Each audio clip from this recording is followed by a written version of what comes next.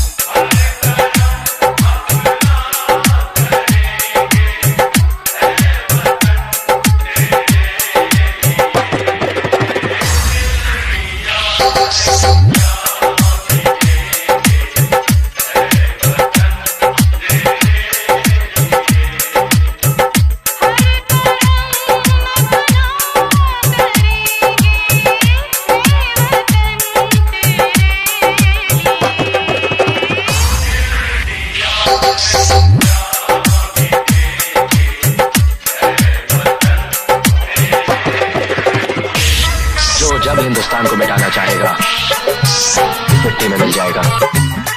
मैं इस देश का हनुमान हूँ और ये देश मेरा राम है। सीना चीर के दिखा दूंगा, अंदर बैठा हिंदुस्तान है। रूप सिंह कश्यप, रूप सिंह कश्यप। Your boss है बाबा, your boss है बाबा, your boss है बाबा।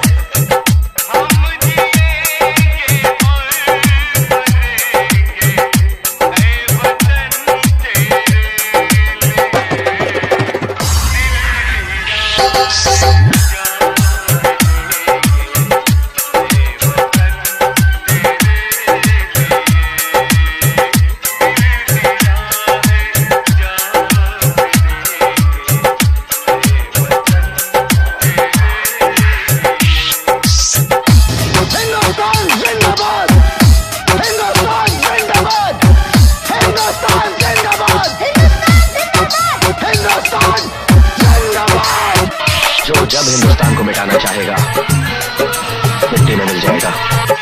रूप सिंह कश्यप, रूप सिंह कश्यप। Your boss है बाबा, your boss है बाबा, your boss है बाबा।